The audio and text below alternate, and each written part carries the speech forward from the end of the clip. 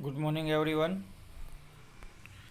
Mechanical engineering के अंदर subject oil hydraulics और न्यूमेटिक्स के अंदर हम लोग डिस्कस कर रहे थे चैप्टर नंबर 6।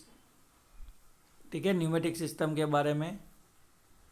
कल हमने बहुत सारे जो बेसिक कंपोनेंट थे जो similarly same to same hydraulic system में यूज होते थे, बिल्कुल वैसे ही हमने न्यूमेटिक सिस्टम के अंदर देख लिए। आज हम लोग आगे बढ़ने वाले हैं। नेक्स्ट हम लोग स्लोली मूव कर रहे हैं हमारे न्यूमेटिक सिस्टम के कंट्रोल की तरफ कि अगर हमको न्यूमेटिक सिस्टम को कंट्रोल करना है तो हम लोग कौन से कंपोनेंट के ऊपर फोकस करेंगे, कंपोनेंट कौन से है, उसका कंस्ट्रक्शन क्या है, उसको रिपेयरिंग कैसे किया जाएगा, इसको ऑपरेट कैसे किया जाएगा, वो सारी चीज़ें हम लोग स्लोली आगे बढ़ के देखेंगे। बिल्कुल वैसा ही एक कंपोनेंट है आज प्रेशर रेगुलेशन। प्रेशर रेगुलेशन का मतलब क्या होता है कि सपोज आपके पास एक यहाँ पे कंप्रेसर है, ओके, उसमें से 3 लाइन निकल रही है, एक यहाँ पे, एक यहाँ पे, एक यहाँ पे। यहाँ पे आपका एक न्यूमेटिक टूल है, आपको उसको एप्लीकेशन है, आप वहाँ पे यूज़ कर रहे हो। लेकिन यहाँ पे और कोई न्यूमेटिक सिस्टम में कोई यहाँ पे न्यूमेटिक सिस्टम है, इसको A B C, या फिर आप चाहो तो क्या देख सकते हो नाम X Y और Z।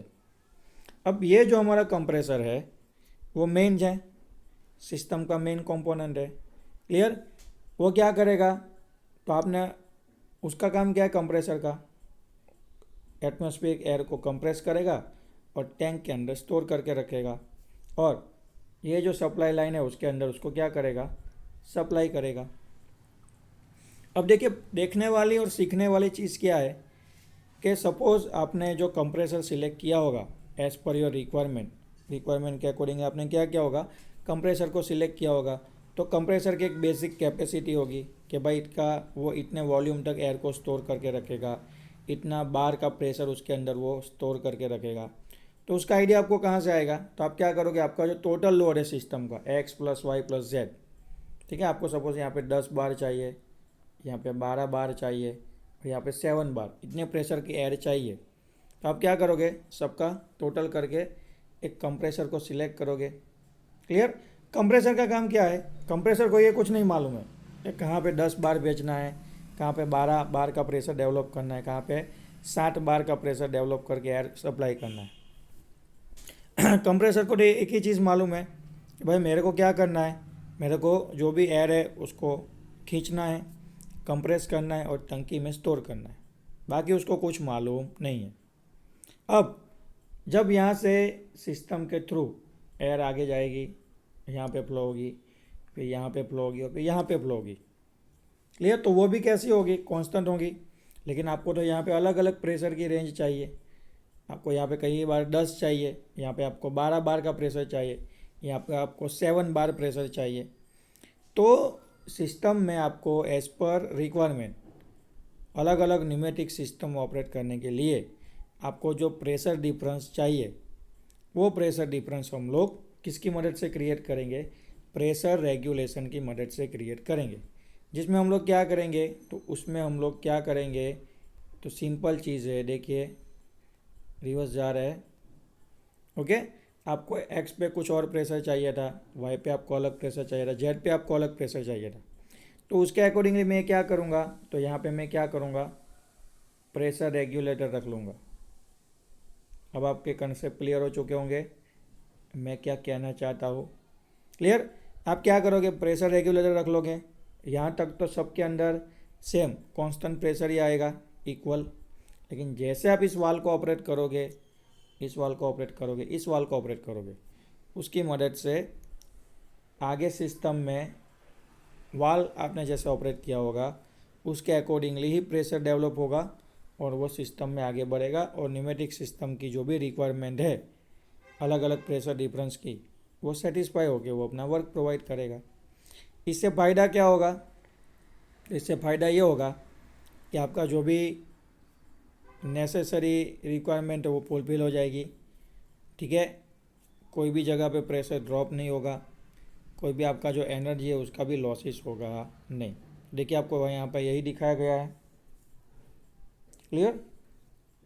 प्रेशर रेगुलेटर लगाया गया है, ये प्रेशर रेगुलेटर है, ये भी प्रेशर रेगुलेटर है।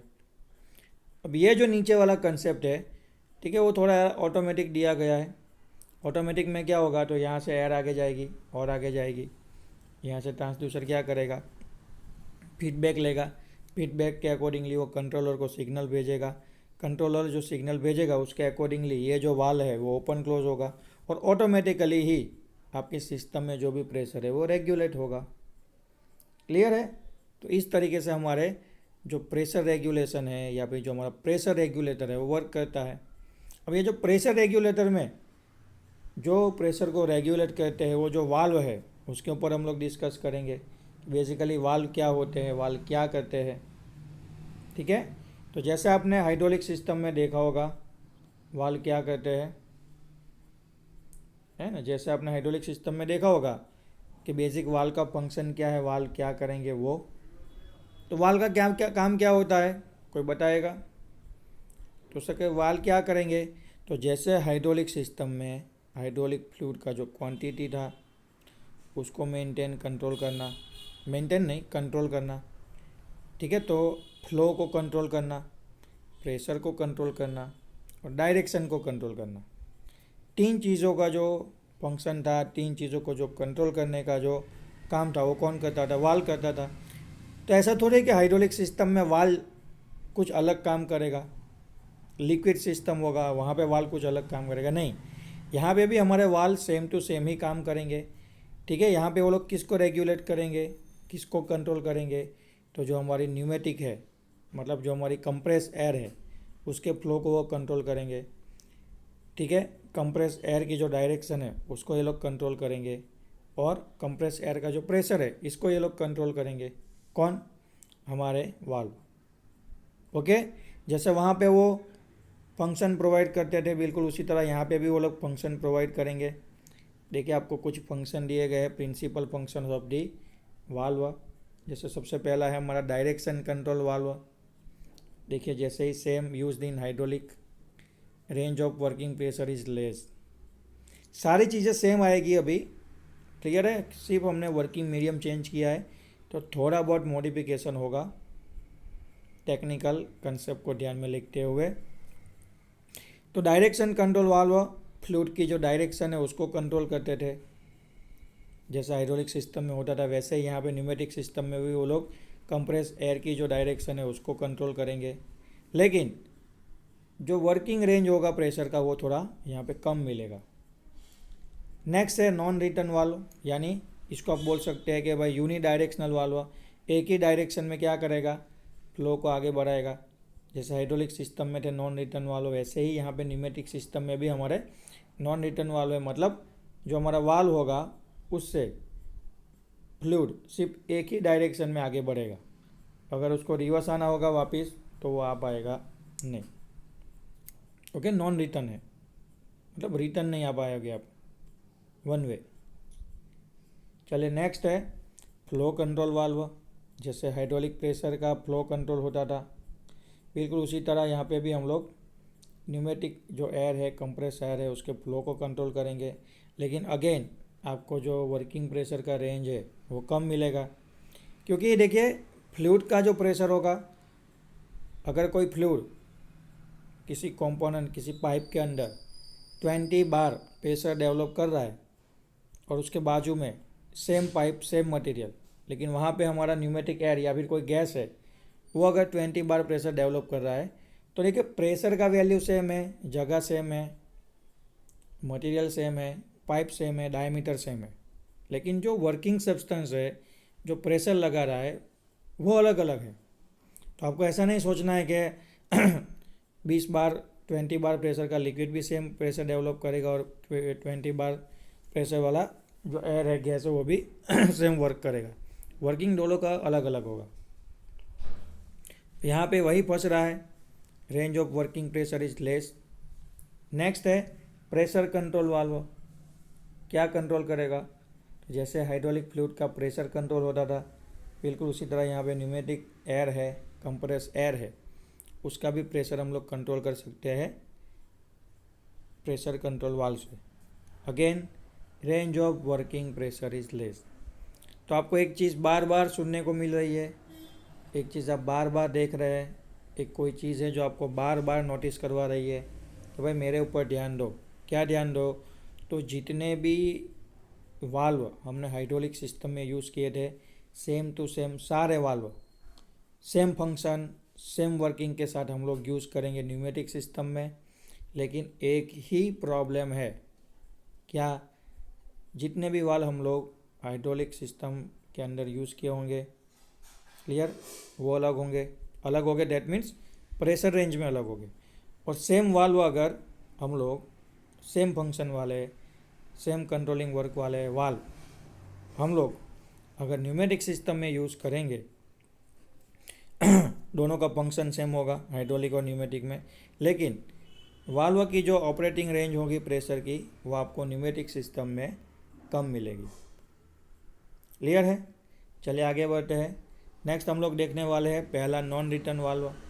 जैसे हमने हाइड्रोलिक सिस्टम में देखा था non return valve, that means किसी भी सिस्टम में किसी भी सर्किट में अगर आपने नॉन रिटर्न वाल्व लगाया होगा तो वो सिर्फ एक ही डायरेक्शन में फ्लूइड को क्या करेगा, फ्लो करवाएगा।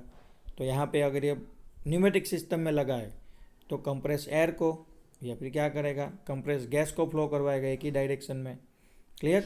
नॉन रिटर्निंग एक्शन है, मतलब जिस डायरेक्शन में आपने डिज़ाइन किया होगा उसी डायरेक्शन में फ्लो बढ़ेगा, वापस आ पाएगा नहीं। क्लियर है? तो ऐसे जो वाल्व है नॉन रिटर्न वाल्व उसमें क्या क्या होता है, देखिए सेम आएगा। आप देखोगे कि सर सारी चीज़ें रिपीट हो रही है, तो आपको थोड़ा फटाफट उसको आगे बढ़ाना है, ठीक है, टाइम इसमें नहीं बिगाड़ना है कि सेम है, स्मार्ट वर्क करेंगे। चेक वाल्व वहाँ पे भी थे हाइड्रोलिक में, shuttle valve, restricted check valve, quick exhaust valve, two pressure valve. यार अब देखिए चेक वाल्व थे, शटल वाल्व थे, टू प्रेशर वाल्व नहीं था, क्विक एग्जॉस्ट वाल्व नहीं था, रिस्ट्रिक्टर चेक वाल्व नहीं थे। तो जो पहले दो थे उसको हम लोग डिस्कस नहीं करेंगे क्योंकि चेक वाल्व और शटल वाल्व हमको मालूम है, उसका वर्किंग वहाँ पे भी सेम होगा, यहाँ पे भी सेम होगा। जो नया है जैसे रिस्ट्रिक्टेड चेक वाल्व है, क्विक एग्जॉस्ट वाल्व है, टू प्रेशर वाल्व है, वो हमारे लिए नए हैं।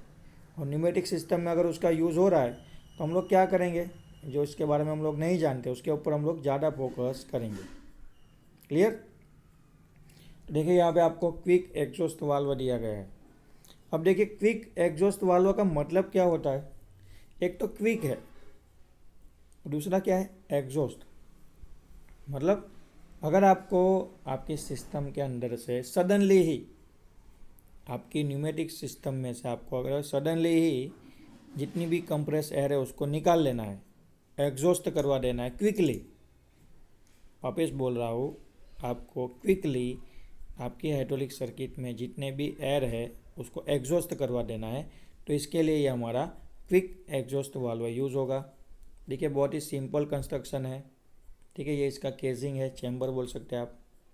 ओके, पहले क्या था तो कि भाई वाल्व ये पोजीशन में था, मतलब यहाँ से कंप्रेस एयर आएगी, क्लियर, थोड़ा बहुत यहाँ फ्लो होगी, लेकिन वहाँ पे तो उसको आगे जाने का रास्ता नहीं है, तो वापस वो यहाँ से फ्लो होगी और यहाँ से क्या चली जाएगी, सर्किट में या फिर सिस्टम में चली जाएगी। क्लियर? अब सीखने वाली चीज़ और देखने वाली चीज़ क्या है कि भाई एयर आई, यहाँ गई, यहाँ गई, यहाँ गई, रास्ता ना मिला तो यहाँ से वो आगे बढ़कर सिस्टम में चली गई। अगर आप चाहते हो अभी कि कुछ प्रॉब्लम हो गया है, सिस्टम ओवरलोडिंग हो चुकी है, आपको सडनली ही सिस्टम को सेव करने के लिए, एक्सीडेंट होने से बचाने के लिए आपको क्या करना है, सडनली ही सारी एयर सिस्टम से निकाल लेनी है। तो आपको क्या करना है, तो ये जो वाल्व है ना आपका, इसको आपको क्या करना है, ऊपर की ओर खींच लेना है। आप चाहे मैन्युअली खींच सकते हैं, आप चाहे कोई भी ऑटोमेटिक कंडीशन यूज़ करके खींच सकते हैं। जैसे ही ये जो वाल्व है आपका, यानी जो स्पूल है, हम लोग क्या बोलते थे इसको, स्पूल, जैसे ही स्पूल यहाँ पे आ जाएगा, क्लियर है, देखिए अभी आप, जैसे स्पूल यहाँ पे आ जाएगा तो ये वाला रास्ता बंद हो गया। अब सिस्टम में जो फ्लूइड ऊपर गया था अब वो बैक प्रेशर के थ्रू वापस आएगा, क्लियर, और सीधा ही यहाँ से एग्जॉस्ट हो जाएगा, यानी खुले एटमॉस्फेयर में, खुली हवा में, ऐसे ही दुनिया में चला जाएगा। क्यों? क्योंकि आपने उसको क्विक एग्जॉस्ट कर दिया है। पहले आपने इसका ओपनिंग यहाँ पे कम रखा था, तो उसको जाने में, फ्लो होने में समय लग रहा था, ठीक है, तो वो क्विक नहीं कहलाएगा। जब वो जा रहा था ना, तब वो स्लोली स्लोली आराम से जा रहा था। लेकिन जब हमने उसको रिटर्न लाए, जब हमने उसको वापस लाने की तैयारी की, तो हमने देखिए ज़्यादा ओपनिंग दे दिया है ना, वाइड ओपनिंग दे दिया। यहाँ पे भी देख सकते हैं, यहाँ पे मैंने वाइड ओपनिंग दे दिया है, यहाँ पे भी वाइड ओपनिंग दे दिया है, ताकि मैक्सिमम फ्लो के साथ एयर फटाफट एग्जॉस्ट हो जाए एकदम क्विकली। इसलिए इसको बोला जाता है क्विक एग्जॉस्ट वाल्व। क्लियर है? तो इस तरीके से देखिए, हाइड्रोलिक सिस्टम में भी हम लोग return valve, pressure relief valve सब यूज़ करते थे सिस्टम को सेव करने के लिए। तो यहाँ पे भी अगर न्यूमेटिक सिस्टम है, तो यहाँ पे भी आपको सिस्टम की सेफ्टी के लिए कुछ ऐसा पर्टिकुलर अरेंजमेंट तैयार रखना पड़ेगा। तो उसके पार्ट, यानी उसका ही एक कॉमन हिस्सा है क्विक एग्जॉस्ट वाल्व, जो सिस्टम की सेफ्टी के लिए यूज़ किया जाता है। ओके, तो यहाँ तक रखते हैं आज के लेक्चर में। अभी बहुत सारे वाल्व बाकी है, हम लोग कल के लेक्चर में डिस्कस करेंगे और इसी चैप्टर को कंटिन्यूस करेंगे। तब तक के लिए मैंने आपको आज जो कुछ भी सिखाया है, आपको क्लास नोट के अंदर इसकी फिगर बना के उसका डिस्क्रिप्शन है वो नोट डाउन करना है। क्लियर है? Thank you.